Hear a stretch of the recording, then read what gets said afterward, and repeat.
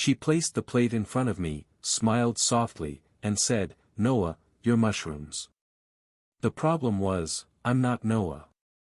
And I hate mushrooms. For a moment, the world just froze.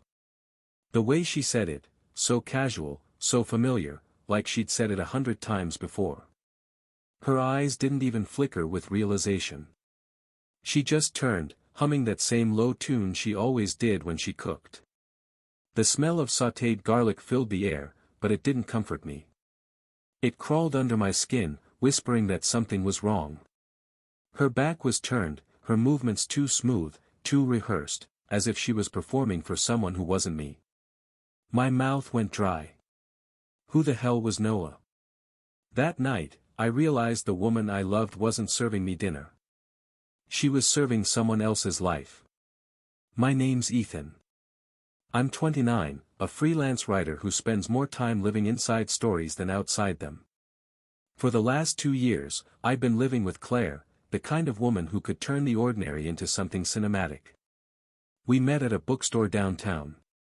She was holding a copy of The Bell Jar and arguing with the cashier about whether the ending was hopeful or not. I stepped in, said something stupid like, "All endings are hopeful if you stop reading soon enough," and she laughed. That laugh. It hooked me. Now, our life together was simple but perfect, or at least, it looked that way. Mornings smelled like coffee and toasted bread, and she'd hum while frying eggs, always the same quiet melody I could never name.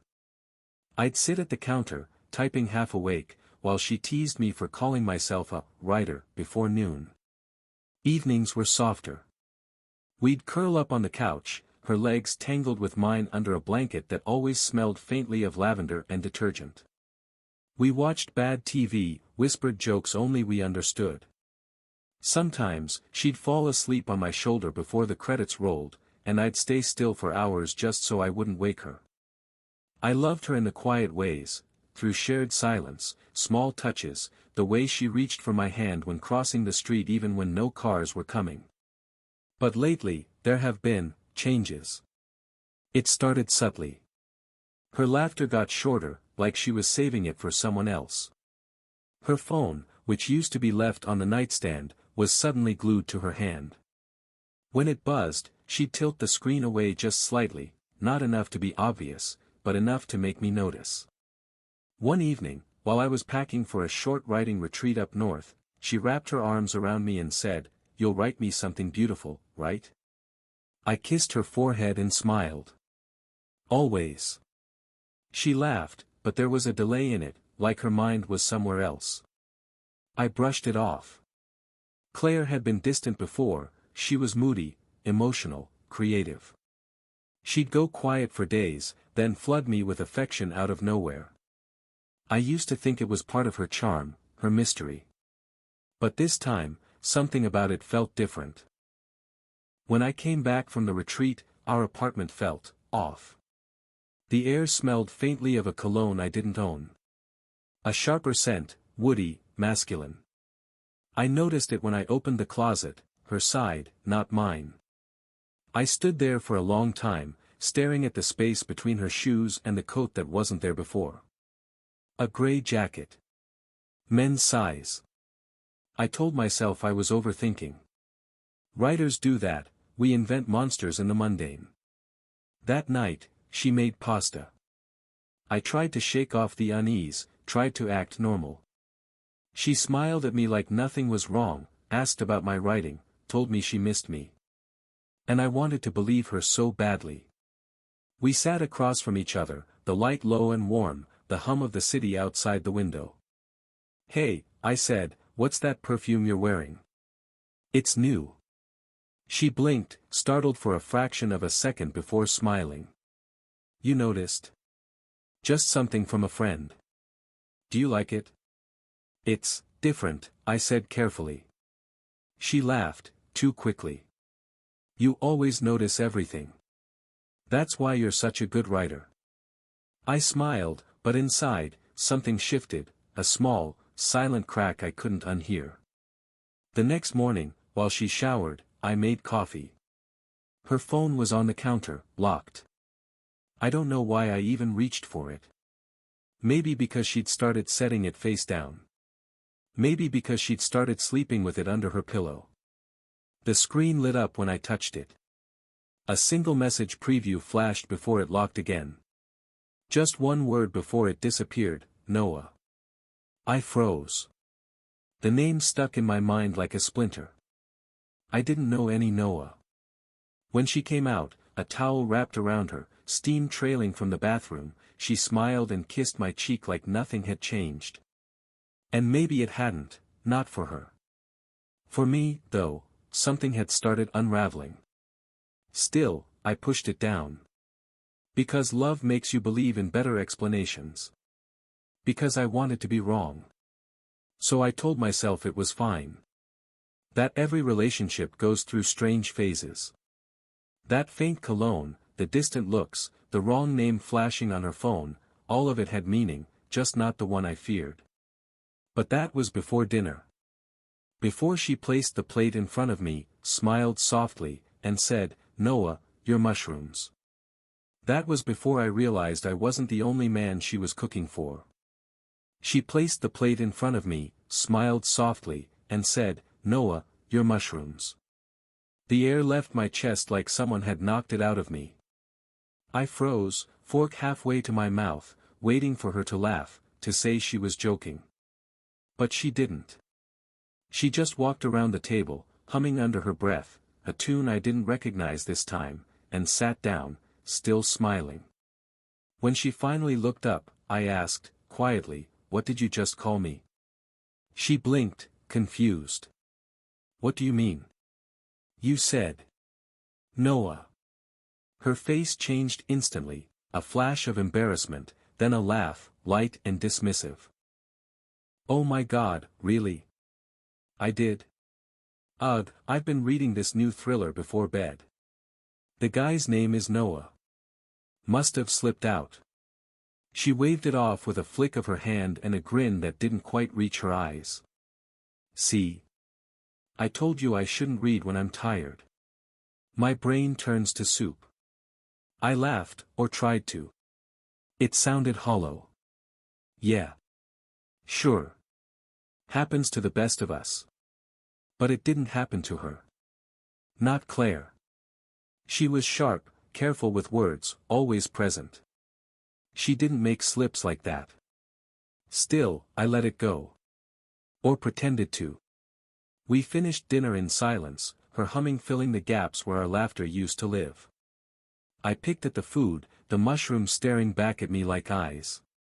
When she reached across the table and brushed my hand, saying, "You're quiet tonight," I smiled and said I was just tired. But my mind was already unraveling threads. The next morning, I went into the bathroom and noticed something odd, a second toothbrush. It wasn't there yesterday. A navy blue one, resting neatly beside mine. I stared at it for a long time. The bristles were wet. When Claire came in a few minutes later, she didn't hesitate. Just reached for her makeup bag, humming that same strange tune again, the one that still didn't sound like hers. Hey, I said carefully. You bought a new toothbrush. She didn't even glance at it. Yeah, mine was old. Thought I'd grab a different color this time. It sounded plausible. But something about her tone, too fast, too confident, scraped against me. I nodded slowly. Makes sense. She smiled, kissed my cheek, and left for work. After the door closed, I picked up the toothbrush. There was toothpaste residue at the base. Mint. I used cinnamon. Over the next few days, things kept shifting. Little things. Almost unnoticeable unless you were paying attention. Her playlists changed first. She'd always been into soft indie stuff, Bon Iver, Daughter, Hozier. Now it was synthwave, moody electric beats that didn't sound like her at all. I'd walk into the kitchen, and she'd be dancing, barefoot, half lost in the music. When she saw me, she'd pause the song too quickly, like I'd walked in on a secret. Once, I asked, "Since when do you listen to this?" She shrugged. Since now, I guess. People change, Ethan. The way she said my name, like testing it, making sure she remembered it, made my stomach twist. Then came the food. She started cooking differently. Meals I'd never seen her make. Dishes with flavors she knew I hated, mushrooms, olives, spicy curry. When I'd push the food around my plate, she'd frown slightly, like she couldn't understand why I wasn't eating. "I thought this was your favorite," she said one night. "It's not," I said softly. She tilted her head, confused. "Really? You used to love it." "Used to." Those words hit harder than I expected. Used to, as if she were remembering someone else's preferences, not mine. At night, she'd whisper on the phone. It wasn't constant, just occasional, but it was always around midnight, when she thought I was asleep. Her voice was low, tender. Sometimes, I'd hear her laugh, that soft, intimate laugh that used to belong to me. I'd lie there in the dark, heart pounding, listening to the sound of betrayal, quiet and patient as breathing. The next morning, she'd be radiant, all warmth and coffee and casual affection, as if nothing had happened. Maybe I was paranoid, I thought. Maybe I was losing it. But then Liam noticed it too. Liam had been my best friend since college, blunt, loyal, the kind of guy who could smell a lie before it landed. We met for drinks one night after weeks of me making excuses. "You look like hell," he said as I slid into the booth. "Thanks. Good to see you too." He raised an eyebrow. "All right, spill. What's going on?" I told him everything. The slip of the name, the toothbrush, the cologne, the midnight calls. He didn't interrupt, just watched me, brow furrowed, his beer untouched. When I finished, he leaned back and said quietly, "You already know, don't you?" I swallowed. "Know what?" "That she's lying." The words hit harder than I expected. "Maybe it's nothing," I muttered. "Maybe I'm just overthinking. You know how I get." He cut me off. "Ethan, listen to me. If your gut says something's wrong, it's because something's wrong. You don't imagine toothbrushes. Or someone else's name coming out of her mouth." I stared down at the table, tracing condensation rings with my thumb. "I don't want to believe it." "Then don't," he said. "But don't ignore it either." When I got home that night, she was already asleep on the couch, TV flickering. The remote was still in her hand, her head tilted slightly toward the armrest. For a moment, I just watched her. She looked peaceful, innocent. The same woman I fell in love with, except, something was missing. I stepped closer and noticed her phone on the coffee table. Unlocked. A text thread was open. The last message was a heart emoji. Sent from her. The name at the top of the thread, Noah. My chest tightened. I couldn't breathe. I scrolled, just enough to see fragments. Words like, "miss you, tomorrow, same place." Then the phone screen went black. I stood there in the dark living room, watching her chest rise and fall, pretending to sleep beside her ghost. I told myself I wouldn't look again. That I'd ask her, demand the truth. But I didn't. Not yet. I wasn't ready to lose the illusion. The days that followed felt like walking through fog. She'd say little things that didn't add up, call me, babe, less often, mix up details about our past. Once, she mentioned a trip to the coast we'd taken together. We'd never been to the coast. When I asked what she meant, she frowned. "Of course we have. Last summer." "You're being weird." I forced a laugh, but inside, the fog was turning to static. Every time she touched me, it felt misplaced. Like her hands were remembering someone else's shape. One evening, I came home early. She wasn't there. The apartment was quiet, except for the faint hum of music from her laptop. The scent of that cologne lingered, sharper now, like it had just been there. I sat down, trying to steady my breathing, when I noticed something glinting near the edge of the bookshelf. A key. Silver. Not ours. I picked it up. It had a small tag attached, the number 214 scratched into it. I didn't know what it opened. But the sight of it made my stomach knot. I set it back exactly where I found it and waited. When Claire came home an hour later, she looked surprised to see me. "Hey," she said quickly. "You're home early." "Yeah," I said. "Got done sooner than I thought." She smiled too wide, too fast. As she moved past me to drop her purse, her sleeve brushed mine, and I caught the faintest scent of that same cologne. That night, while she showered, I went into the closet again. I don't know what I was looking for. Proof, maybe. Evidence that I wasn't insane. That's when I found it, tucked behind a stack of old magazines, half-burned and warped by heat. A photo. It was by Claire. Her hair was shorter, darker. She was standing next to a man I didn't recognize, tall, clean-shaven, smiling at her like she was his whole world. The edges of the picture were charred, but one thing remained untouched. A single name scrawled in black ink across the back, Noah. I stared at it until my hand started to shake.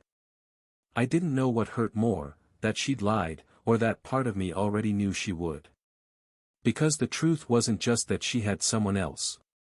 It was that, for a while now, she hadn't been mine at all. I stared at that half-burned photo for hours. It sat on my desk under the yellow desk lamp, edges curling like they were still trying to catch fire. Claire's smile in that picture haunted me. It wasn't the soft, careful smile she gave me. It was freer. Real. Like she'd stopped pretending. And the man beside her, Noah, looked exactly like the kind of person I'd always imagined she'd end up with if I wasn't in the picture: expensive suit, charming smirk, confidence that came from never doubting his place in the world. I told myself I'd ask her calmly. That I wouldn't jump to conclusions. That maybe there was a logical reason she had a photo with another man's name burned into it. But logic doesn't survive long in the presence of betrayal. When she came home that night, I was waiting at the kitchen table. The lights were off except for the lamp by the window. The photo lay in front of me. "Hey," she said slowly, slipping off her coat. "Why are you sitting in the dark?" "Because," I said quietly, "I found something." Her eyes flicked to the table. For a fraction of a second, her face went blank, no confusion, no fear, just calculation. Then she smiled, a little too soft. "Oh. That old thing." "Old thing?" I repeated. My voice sounded foreign to me. "Yeah," she said, stepping closer. "That's from years ago. Before I met you." "Who's Noah?" She froze. Just for a second. Then she laughed, shaking her head. "Ethan, come on. You're really reading too much into this. He's just a friend. I told you, I used to model for a bit, remember? That was from a photo shoot. His name's written there because he was the photographer." She was good. Too good. I stared at her. "You burned it." She blinked. "What?" "The photo," I said, holding it up. "You tried to burn it." She looked at me like I was being ridiculous. "It must have gotten damaged when I moved in." "You're seriously making this into something it's not." Something in me cracked. "You called me Noah." Her mouth opened slightly. "Ethan, You looked right at me, Claire. You said his name. You looked at me like I was him." Her eyes welled up instantly. She stepped back, tears forming so fast it almost looked rehearsed. "You're scaring me," she whispered. "You're twisting everything I say. I'm not doing anything wrong." "Then tell me the truth," I said, voice low. "I am," she shouted, tears spilling now. "I don't know what's happening to you lately. You've been so paranoid, so distant, maybe it's all that time alone in your head. You're making stories out of nothing. And somehow, those words hit harder than any confession could have. Because they weren't defensive, they were cruel in a soft way. She was turning my mind against me. She stepped closer, reaching for my hand. Baby, I love you. Please don't do this. I hesitated. She cried harder. Her voice broke. I can't lose you over something so stupid. And like a fool, I believed her. I apologized. I told her I was tired, stressed. She wrapped her arms around me, trembling, or pretending to, and said, "It's okay. I just want us to be okay." That night, I held her as she fell asleep. I watched her chest rise and fall, her lashes flutter. And all I could think was, she's lying even in her dreams. Days passed, and she went back to her rhythm, humming, cooking, kissing me goodbye in the morning like nothing had happened. But I couldn't shake the image of that photo. Then came the night that ended it all. She told me she had to stay late at work. Again.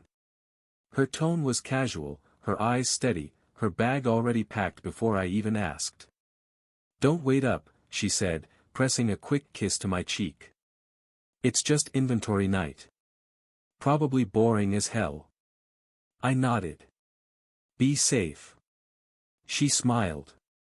"Always." The door closed. 10 minutes later, I was out the door too. It was raining, the kind of soft, steady rain that hides everything in plain sight. I parked across from her workplace but didn't see her go in. Instead, I watched as she walked down the block, umbrella low, her pace quick and deliberate. She turned onto Maple Street, the one with the little Italian restaurant we'd gone to on our anniversary. My pulse thudded in my ears. I followed, careful to keep my distance. Through the restaurant's front window, the warm light spilled out onto the wet pavement. I saw her there, sitting by the window, shaking the rain from her hair. And then he walked in. The man from the photograph. Noah. He smiled as he slid into the booth across from her. She looked up at him, and God, I'll never forget that look. That same, open, genuine smile I hadn't seen in months. Her hand reached across the table. He took it. And then he kissed her. Not a casual kiss. Not a quick hello. The kind of kiss you give someone who owns you, or used to. I couldn't move. Couldn't breathe. Through the glass, I saw him lean in, whisper something against her neck. She laughed, that same laugh that used to belong to me. A waiter brought wine. They toasted. And then, the moment that shattered everything. He called her, my wife. The words hit me like a hammer. My mind blanked out. My stomach turned to ice. I backed away from the window before I could collapse right there on the sidewalk. I stumbled to the car, gripping the steering wheel with shaking hands, trying to process what I'd just seen. Wife. My girlfriend, my Claire, was someone else's wife. And suddenly, every lie, every strange moment, every whispered name made sense. I wasn't her secret. I was her escape. The days after that blurred together. I didn't confront her right away. I couldn't. I was too busy trying to piece together what kind of life I'd actually been living. The apartment, my apartment, had her name on the lease. But when I checked the billing history, half of it was connected to accounts I didn't recognize. The bank statements were worse, small withdrawals linked to a card under my name but with an address I'd never lived at. She hadn't just cheated. She'd used me. Identity details, rent, money, I was the shadow she built her fake world on. A convenient fiction she slipped into when her real one got too heavy. I started digging. Quietly. Methodically. Noah's name appeared in business directories. He was the owner of a small architecture firm uptown, stable, respectable, the perfect husband for someone who wanted status. Claire worked as a freelance designer, which now I realized was just the title she used when she wasn't with him. I found photos online, charity events, parties. There she was, standing next to him, in a sleek black dress, smiling for cameras. The captions always read, Noah and Claire Bennett. Her married name. My Claire. Claire Bennett. I'd never even known her last name wasn't the one she told me. That night, she came home late again. Same excuse. Same calm demeanor. Long night? I asked. She smiled, removing her earrings. Yeah. Exhausting. I studied her, every movement, every word, every breath. And I realized something terrifying. She wasn't nervous. Not even a little. She had perfected this. Living two lives wasn't stressful for her. It was routine. I could feel the anger simmering beneath my skin, cold and deliberate. When she went to shower, I sat at my desk, staring at the glow of my laptop screen. My reflection stared back, hollow-eyed, calm, broken in a way that didn't show on the outside. I opened a blank document and typed the first words that came to mind. She lived two lives, and I was the quieter one. It wasn't for a story. It was for me. To make sense of the ruins. Because this wasn't just betrayal. It was erased.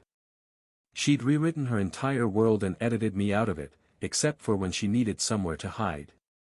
I wasn't just cheated on. I'd been replaced. When I finally confronted her again, it wasn't out of rage. It was out of clarity. We were having breakfast. She was scrolling through her phone, smiling faintly. Probably reading a message from him. Claire, I said softly. She looked up. I saw you. Her hand froze midair. What? At the restaurant, I said. With Noah. Her face went pale, then flushed, then flat. Like she was cycling through masks before settling on the one that fit. Ethan, she started, but I cut her off. Don't, I said. My voice was low, steady. I know everything. She set her phone down, lips trembling, but not from fear. From frustration. You followed me, she asked, like I was the one who had crossed a line. You lied to me, I said. Her jaw clenched. You don't understand. Then explain it. She hesitated, then sighed, her voice breaking just enough to sound human. It's complicated. Try me. She looked at me, eyes glassy. I didn't mean to hurt you. But you did. Tears spilled again. I was lost, Ethan. Noah and I, things were bad. He's gone most of the time. I just needed somewhere to breathe. So you built a second life, I said quietly. I needed to feel like someone saw me, she whispered. You made me feel alive again. The words were knives disguised as compliments. I laughed, softly, bitterly. You used me, Claire. Her tears stopped. The mask slipped. I loved you, she said sharply. You think I didn't? You think I didn't care? If this is love, I said, standing, then I'd hate to see what using someone looks like. She flinched. For a long moment, we just stared at each other. Two strangers pretending they'd ever shared a life. Then she whispered, I'm sorry. But she wasn't. Not really. I nodded, my voice calm now. No, you're not. But you will be. That was the moment the shift happened. The pain stopped being sharp. It started hardening into something colder, quieter, more precise. I'd spent months believing in her, loving her, forgiving her, defending her lies. Now I would spend the next few learning how to destroy them. Because she hadn't just taken my love. She'd taken my name, my peace, my identity, and given it to Noah. But she forgot one thing. Writers don't forget stories. We finished them. I stopped sleeping the way people imagine sleep, eyes closed, mind quiet. I slept like someone keeping watch, eyelids shut, every nerve braced for a noise. The shock that had knocked the air from me hardened into a purpose. Betrayal had a rhythm, I learned to follow it. I withdrew. Not dramatics, not the loud, theatrical silence couples used to punish each other. I became deliberately ordinary. I made coffee in the mornings, I paid the bills, I walked the dog down the same block. I said the small things a man says to keep the fiction alive. Work got crazy, I'm good, you go out, don't worry about me. Inside, I was cataloging everything. Curiosity was a writer's vice and my best weapon. I started small, public records, social media crumbs, a business registration here, a charity gala photo there.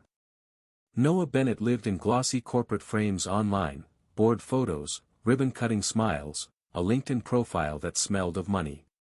His firm had an address. It had clients. It had credibility. It also had fingerprints that connected him to Claire in ways she'd hidden from me. The next discovery was worse. I found a pattern in the bank statements, micro-withdrawals, payments to an account listed under my name but routed through a different street address, invoices paid with a card registered to me but billed elsewhere. Not all criminals wear dramatic clothes. Some of it tucks into receipts and DDs and looks like groceries. She'd been siphoning funds, laundering gaps in her story with my identity as scaffolding. I felt ridiculous for being proud of the little victory. Pride, at that stage, was a sterile thing, a measurement of how sharp I'd become. I had proof. Not yet enough to burn her world in public, but a foundation. Evidence is a slow, patient machine. It cuts better than rage. I set a rhythm for myself: collect, verify, hide. I photocopied receipts, screenshot messages, saved photos. I used my writer's skill for narrative, reconstructing a timeline from mundane details. Which days she'd been at Claire and Noah's charity gala. During the weekends her social account showed quiet photographs with captions that didn't mention me. Which hotel she'd used when she said she was working late. I archived everything into folders named like stories: Fragment 1, Character Notes, Timeline, Claire. The compartmentalization steadied me. I wanted Noah out of the frame before I dragged Claire into the light. He was the axis of their life. If I tilted him, the whole structure would wobble. But how do you tilt a man who owns a company without looking like a vengeful ghost? The obvious stakes were legal and financial, and so I dressed my approach as something legitimate. I posed as a private investigator. That phrasing feels cartoonish now, but at the time it was methodical. I wasn't really going to plant bugs or break and enter, I would be a rumor in Noah's ear. I made a profile: Ethan Mercer, investigator specializing in corporate irregularities. I bought a burner number, built a simple email, and wrote a cover letter that sounded like a problem someone with a conscience might hire someone to resolve. It read like the truth I wanted Noah to hear: concerned partner, or suspicious shareholder. I tested it on a message board. When the language sounded credible, I sent it. His response came quicker than I expected. Noah's firm prided itself on reputation. A threat to that reputation was watched closely. We spoke once on the phone. I kept my voice flat, professional, a man who had seen patterns and did not flinch. He was polite. He was careful. He asked the type of questions you ask when you are in control. I fed him curated fragments, carefully framed, and not a single file that would send me to jail for fabricating evidence. Mr. Bennett, I said when I called, letting the Mr. land. I represent a concerned party. We have some irregularities that touch on personal relationships and financial controls. I can show you photos of your wife with someone that could compromise your company's image. There was a pause. Then, softer, a sound I would later recognize as unfiltered fear. I'll come to your office, he said. Bring it all. We met in a glassbox cafe with more chrome than personality. He wore a navy suit that had been made to remind people he trusted himself. Up close he was thinner than his photographs suggested. His eyes were polite and hungry for information.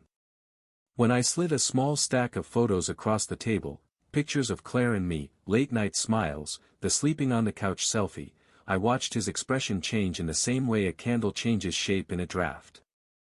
"You found these where?" he asked. "Enough for concern," I said.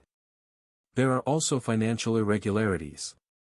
Small sums, paid from accounts under your wife's name, some transactions redirect toward an address registered to Mr. Ethan Mercer." I said my own name with clinical distance. It felt like a scalpel. He dug into his phone, frowning. This can't be right." "That's what I'm paid to find out," I replied. "If there's even a hint your partner is exposed, you need to know." I watched him become a man hauling for the lifeline of his narrative. You could see it in the way he swallowed a laugh that was almost disbelief, and then replaced it with a harder thing, suspicion. That suspicion was the seed I needed. From there, the campaign was psychological. I did not want violence. I wanted to collapse. The most effective way to topple a structure built on facades is to make the people inside it doubt each other. I reached Claire in ways that left no fingerprints. Anonymous emails, small slips of paper tucked into places she'd notice, under the sugar jar, inside a book she'd been reading.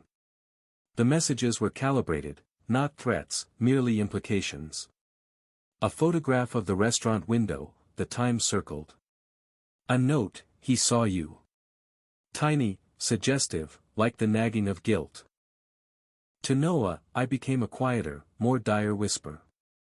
I sent him documents that belonged to the public domain but stitched together into a narrative of concealment, a receipt here, a not quite linked payment there. I framed them with questions that looked like concern. Why would these redirect? Who else knows? I told him there were memories shared between Claire and another man, a man who visited when Noah traveled. I made his imagination work for me. The first fracture appeared as a late-night text from Noah to Claire, "Are you seeing someone?" She replied, polite, evasive. She laughed, maybe to hide the trembling. Then the texts multiplied. Noah's tone changed from suspicious to bruised, and Claire's replies grew quicker and sharper. Between them, I placed rumors and evidence like stones on a scale. I never pushed too hard. I let their paranoia do the heavy lifting. People destroy themselves faster when they're sure the other has already begun. There were setbacks. Claire found one of the notes I'd slipped under the sugar jar. Her eyes sharpened into something I hadn't seen before, less flustered, more tactical. For a week she watched me like a chess player glimpsing an unexpected move. She began to ask pointed questions. "Who did you meet today? Why are you on your phone so much?" Each inquiry was a probe. I deflected. I became a man with nothing to hide and everything to hide. That contradiction is confusing, it's effective. Once, when she stood too close and touched my wrist, I felt something old and raw, a flash of the boy who fell in love in a bookstore.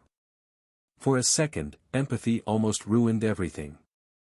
I tasted the memory of tenderness and almost answered her in truth. It would have been the easiest surrender. Instead I swallowed and said, "I'm tired, Claire. This has been a lot." Sometimes, in the small hours, doubt crept through like rain under a door. Was I becoming what she had been? Was manipulation a mirror in which revenge reflected itself until it looked identical to the crime? The answer was uglier than I wanted, yes. I was changing. But change had a purpose. I didn't want to repeat her lies. I wanted a finish. A sentence with a period. I kept at it. Small victories accrued. Noah changed his behavior, he called less, then more, then stopped picking up. Claire grew nervous at the sound of her phone. She canceled plans she'd made with me. She started leaving the apartment earlier in the day and returning at odd hours. The double life began to unravel in the edges. Work meetings became arguments passed in whispered phone calls. Noah installed a new security app, Claire started hiding texts behind locked apps. That was a mistake. In her haste to cover tracks, she created patterns. Patterns mean predictability. Predictability means evidence. I harvested those mistakes. A mistimed message that showed up on the lock screen while she dropped her phone on the couch. A calendar invite she assumed she'd deleted. I copied, saved, and anonymized. Each thing I collected stitched a seam between their two faces until the seam showed. My narration shifted around then, it became quieter. The color in my voice left. I no longer narrated like the man who stumbled across betrayal. I narrated like someone describing a plan that was already in motion. Emotion drained down to its practical parts: will, patience, execution. There were nights when I barely recognized the man in the mirror. His eyes were measured. His smile was polite and remote. He was a speculator of ruin, and ruin is tidy when you do it right. There were moments I told myself to stop. To breathe. To put down the folders and let mercy do what it may. But every time I imagined mercy, I saw Claire in a photograph, laughing with a man who called her my wife, and I felt the stubborn, black flame of purpose flare again. She had given me the shape of my next chapter. Maybe that was what terrified me most, how easy it had become to write an ending where she had no say.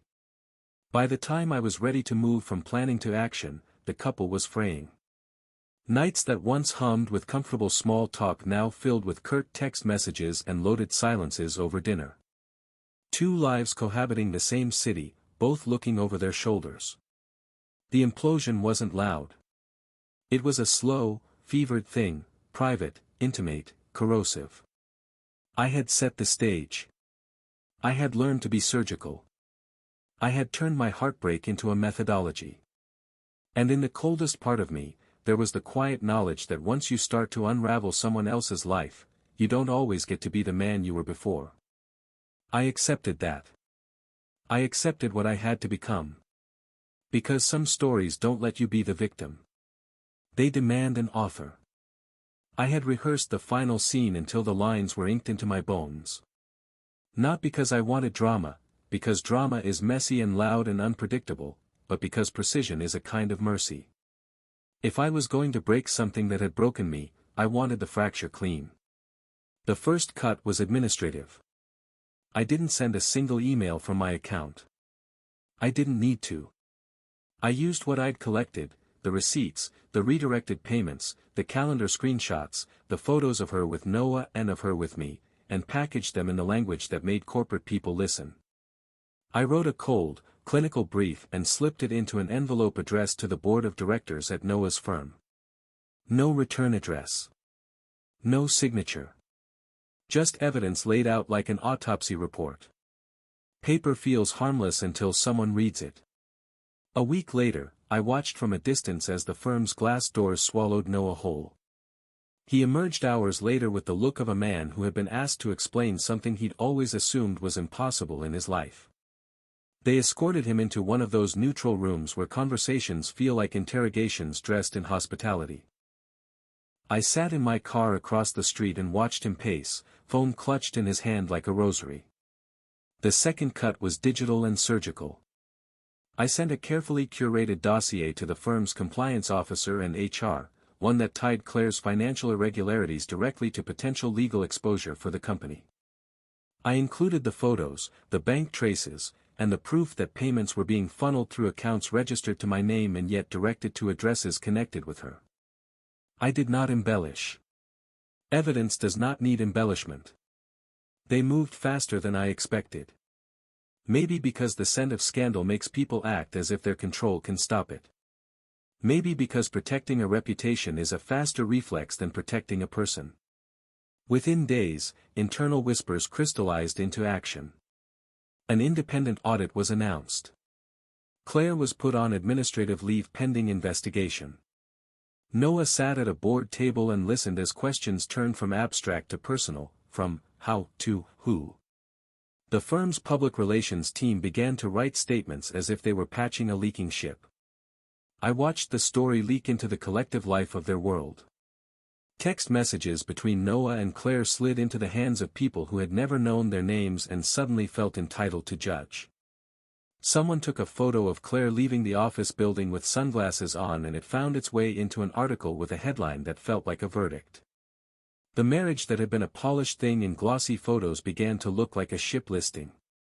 Noah's calls went unanswered, his voicemail filled with questions he couldn't placate. Public unspooling is not loud. It's incremental, corrosive. It starts with suspicion and ends with the quiet collapse of trust. Noah confronted her in private, in an office where the blinds were closed and the air had the sterile chill of things being decided. I wasn't there. I didn't need to be. The photos I'd sent were enough to force the confrontation, the bank records were enough to make the words mean something. She remembered how to cry on cue. She reached for explanations that sounded like pleading rather than clarity, absence blamed, stress invoked, a narrative about being lost and then found. Noah listened, and for a moment I thought he might forgive. But forgiveness at that height is a transaction. He looked at the documents and saw ledger lines where love should have been. The board recommended termination. The HR investigator recommended a full review. The firm issued a statement about a breach of trust and inappropriate use of company resources. It read like an obituary for reputations. When she was fired, she stood in the lobby with a box of personal effects and the face of someone who had been surprised not by consequence but by the speed of consequence. Cameras were there. There are always cameras when you're interested in the wrong way. I watched her step out into the afternoon light and saw the expression I'd seen in a photo from years ago, free, but now it was hollowed with loss. Their marriage didn't fracture in a dramatic crescendo. It withered in texts that became shorter, in arguments that started public and ended private, and in the slow disappearance of images of them from each other's social feeds. Noah filed for separation. The firm put a non-disparagement clause in whatever settlement they reached. Claire changed her last name on social media and then, when comments turned cruel and inquisitive, deactivated her profiles. She had no office to go to and fewer places to hide. That was the part of it that felt righteous.